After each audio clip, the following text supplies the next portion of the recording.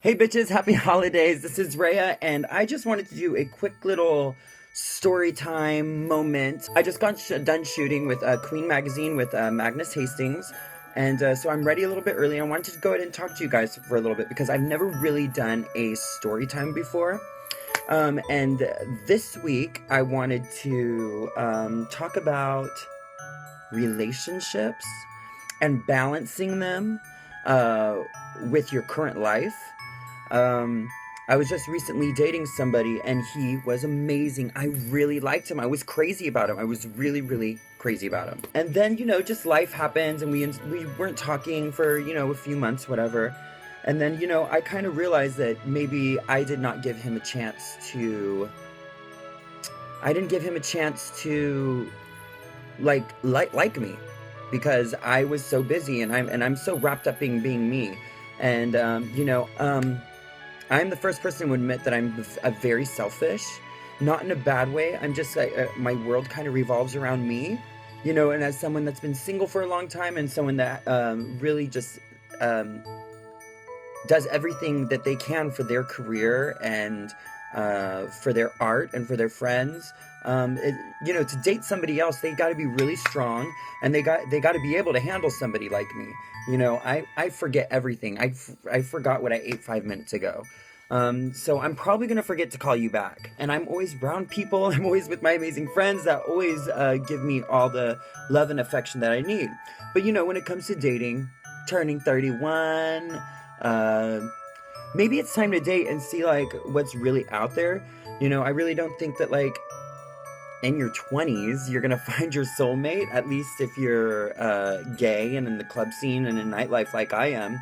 There are so many factors why you might not find someone. So I'm 31, bitch, it's time to date.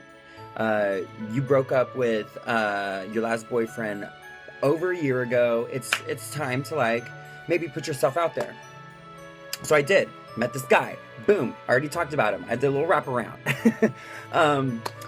But I really liked him, but I just felt like he wanted too much from me too soon.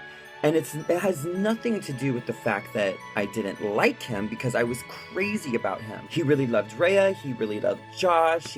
My friends are the fucking coolest. So, of course, he loved hanging out with us. Even little moments like being in bed alone together and just looking into each other's eyes. That whole kind of shit. All the shit that makes you feel special, we had.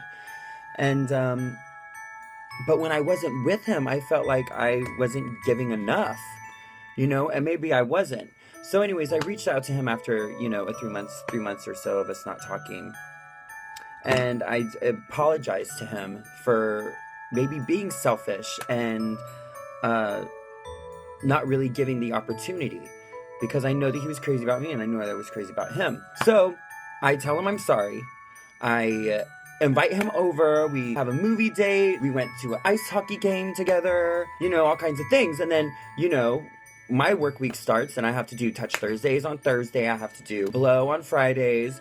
And then I shoot off to Singapore with Courtney. And I texted him when I was in Singapore just because I was like, oh my God, I realized I hadn't talked to him in a while. So let me go ahead and shoot him a little text and see, no, actually I FaceTimed him. I was like, let me FaceTime him, see how he's doing, see what's going on. Doesn't answer the FaceTime.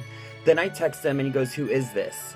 So the reason I hadn't heard from him is because he was upset with me because he deleted my phone number and asked who it was. And I was like, what? Bitch, it has only been motherfucking 4 days. And I had made plans to go out with him on Saturday, but I got really hungover on Saturday and I completely forgot. And by the time I had realized it was already fucking 6 p.m. and he hadn't texted me either. So I was like, okay. Anyway, I'm in motherfucking Singapore, right? Singapore, FaceTimed him, ignored my FaceTime. And then I text him, he asks, who is this? And I'm like, Rhea, you already deleted my number? You're crazy. He goes, well, fuck, I wish I wasn't recording this on my phone so I could look it up. Blah. I've lost interest, basically. I didn't hear back from you. And I was like, first of all, calm down. Secondly, how embarrassing. I've had a whole life. I've had a whole life with my friends, and I have fucking millions of them, and I'm building my career, and I'm doing photo shoots and going on castings and going on trips, and like, I'm working. This is like my life. So what makes you think like me dating you for like a couple weeks, my whole life is gonna motherfucking change to make time for you? I understand that you make time for people and blah, blah, if you want to get to know them, blah, blah, blah. You do things, you sacrifice, blah, blah. But to be honest, I ain't sacrificing shit for 2 weeks. You give me motherfucking 4 months, I'll be sacrificing lives, okay? Call me motherfucking Jesus up in here. But not after 2 weeks. And don't be like, it wasn't like dramatic, but it was just like, be a man. Like, why do you have to be so needy? What you wanted me to marry you that moment? That's not gonna happen, boo-boo. It takes a minute to lock down a bitch like this. So I basically responded and said, you know, do you even know what dating means? Like, you thought I was gonna marry you after 2 weeks? I mean, it's cool, I'm cool, but you need to know that you were a little too much for me. You've lost interest, my ass. The reason you're so upset is because you are interested. Anyway, that was my freaking situation that just happened, and I wanted to get that off of my chest. I just felt like I was being forced into something that I wanted to be a part of, but the seriousness right off the bat is what like turned me off. So my advice to people that like want to date anyone period is like, don't be too much. Let shit happen organically. When you call somebody and you haven't talked to them in 3 days, don't start the phone conversation with, why haven't I heard from you in 3 days? Answer the phone and be like, hey, haven't talked to you in 3 days. How you been? What's been going on? No one wants to date somebody that's gonna bitch constantly. No one even wants to be around or be friends with somebody like that. Anyway, that was my little vent about what happened to me recently. And, you know, he's a sweet guy. I like him. I'll always like him because usually if I like somebody, I like them forever. But, you know, sometimes people gotta grow up.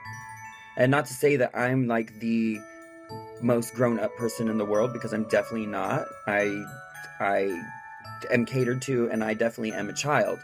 But I also have common sense. And I know that if I meet somebody right now, I don't expect them to drop everything in the book for me after dating them for 2 weeks.